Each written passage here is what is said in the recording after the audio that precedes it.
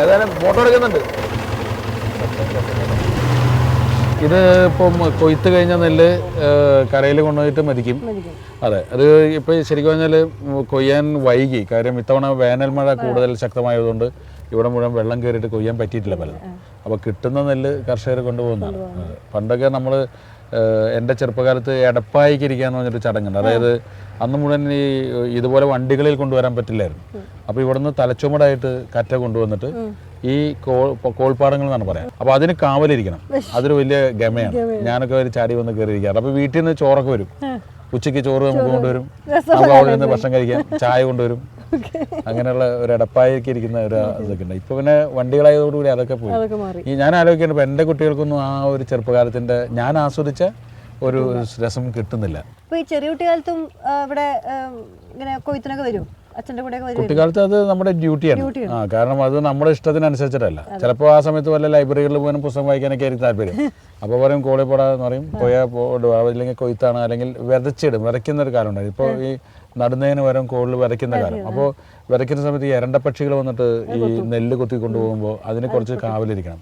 അപ്പോൾ അതൊന്നും മുളച്ച് വരുന്നവരെ. അപ്പോൾ ചില ദിവസങ്ങൾ വല്ല സാറ്റർഡേ സൺഡേ ഒക്കെ ആണെങ്കിൽ നമ്മളെ ഡ്യൂട്ടിക്ക് നിയോഗിക്കും. അപ്പോൾ ഫുൾ ടൈം ഇവിടെ അപ്പോൾ കൂട്ടുകാരൊക്കെ ഉണ്ടാവും. അപ്പോൾ കൂട്ടുകാരൊക്കെ കൂടെ ഇവിടെ കബഡി കളിച്ചും പിടിച്ചിരിക്കുന്ന അങ്ങനത്തെ ചില ഇടവേളകൾ ഉണ്ടാവാറുണ്ട്. ആ കാലത്ത് സിനിമയ്ക്ക് പോക്കുണ്ടായിരുന്നോ? സിനിമയ്ക്ക് പോക്ക് പക്ഷേ എന്തായാലും വീട്ടുകാരുടെ മുന്നിൽ ഞാനൊരു നല്ല കുട്ടിയായിരുന്നു. കാരണം ഞാൻ ഫസ്റ്റ് ഷോയ്ക്കും സെക്കൻഡ് ഷോയ്ക്കും പോകില്ല. കാരണം എനിക്ക് പേടിയുള്ളതുകൊണ്ടാണെന്നുള്ള അവർക്കറിയില്ല. രാത്രി ഇപ്പോൾ ശ്രീനിവാസനൊക്കെ സെക്കൻഡ് ഷോയ്ക്ക് വീട്ടിൽ നിന്ന് ആരും അറിയാതെ ചാടി പോകാറുണ്ട്. അത് വലിയ ധീരതയായിട്ട് എനിക്ക് ഫീൽ ചെയ്യുന്നുണ്ട്. കാരണം എനിക്കത് തോന്നാത്തത്, ഞാൻ പോകാറില്ല. 6 മണിയാകുമ്പോഴേക്കും ഞാൻ വീട്ടിലെത്തും. അപ്പോൾ വീട്ടുകാരെ സംബന്ധിച്ചിടത്തോളം കുഴപ്പമില്ല, നല്ല കുട്ടി, അനാവശ്യ കൂട്ടുകെട്ടില്ല, സിഗരറ്റ് വലിയില്ല, സിനിമയ്ക്ക് പോകില്ല. 6 മക്കളല്ലേ? 6 മക്കള്. ഒടുവിലത്തെ സത്യമായിട്ട് ഏറ്റവും 6ാമനാണ് ഞാൻ. പിന്നെ അമ്മയുടെ ഒരു കൂട്ടുകാരനായിരുന്നു ഞാൻ. അമ്മ എവിടെയെങ്കിലും പോകുമ്പോൾ കൂട്ട് കൊണ്ടുപോകുന്ന പലപ്പോഴും എന്നെയാണ്.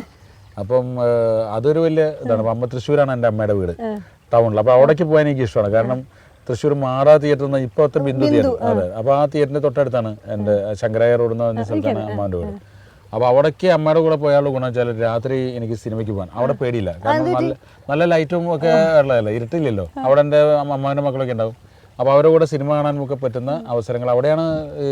പ്രശസ്തമായ പല പടങ്ങൾ, ചെമ്മീനൊക്കെ അവിടെ ഇടിച്ച് കയറി കണ്ടിട്ടുള്ളത്.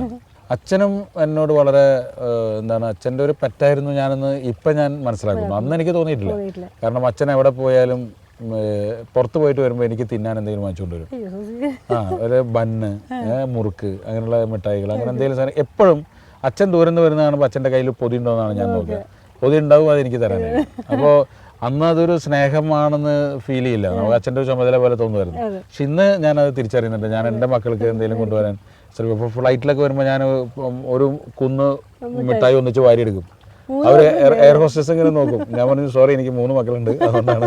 പിന്നെ ഞാൻ പറഞ്ഞില്ലേ, ഈ നാട്ടിൽ ജീവിക്കുന്നതിൻ്റെ ഒരു സുഖം, ഈ നാടിൻ്റെ പാടവരമ്പുകൾ, വയലുകൾ, അല്ലെങ്കിൽ തെങ്ങും തോപ്പുകൾ, ഇതിലൂടെ സഞ്ചരിക്കുന്ന ഒരു സുഖം ഞാൻ ലണ്ടനിൽ പോയപ്പോഴും ഫ്രാൻസിൽ പോയപ്പോഴും അല്ലെങ്കിൽ അമേരിക്കയിൽ പോയപ്പോഴും എനിക്ക് തോന്നിയിട്ടില്ല.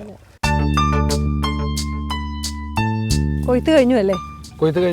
കൊയ്ത്ത് കഴിഞ്ഞ് നെല്ലൊക്കെ വീട്ടിലെത്തി. ഇത്തവണ വളരെ മോശമായിരുന്നു കൊയ്ത്ത്. കാര്യം വെച്ചാൽ മറ്റേ ഒരു വേനൽ മഴ ഭയങ്കരമായിട്ട് പെയ്ത് നെല്ലൊക്കെ കുറമുങ്ങി പോയി. പക്ഷെ എങ്കിലും നെല്ല് നല്ലതായിരുന്നുകൊണ്ട് അതെ അമ്മ അങ്ങനെ കുറെ കിട്ടി. അപ്പം ശരിക്കും പറഞ്ഞാൽ ഇപ്പോൾ വിഷുക്കാലം എന്ന് പറയുന്നത് നമ്മൾ പറയില്ല, ഒരു വിളവെടുപ്പിൻ്റെ കാലമാണ്. കർഷകരുടെ ഉത്സവമാണ് വിഷു എന്ന് പറയുന്നത്. ഞാൻ ചിലപ്പോൾ ആലോചിക്കാണ്ട് ഈ വിഷുക്കാലത്താണ് ഞാൻ പലപ്പോഴും വിള ഇറക്കാറുള്ളത്. ഇപ്പോൾ ഞാൻ എൻ്റെ വിളവെടുപ്പിൻ്റെ സമയമാണ്. കാര്യം കൊയ്ത്ത് തുടങ്ങിയിരിക്കുന്നു. ഈ കഴിഞ്ഞ 11-ാം തീയതി മുതൽ ഇന്നത്തെ ചിന്താവിഷയം കൊയ്ത് തുടങ്ങി. ഈ വിളവെടുപ്പ് മഴ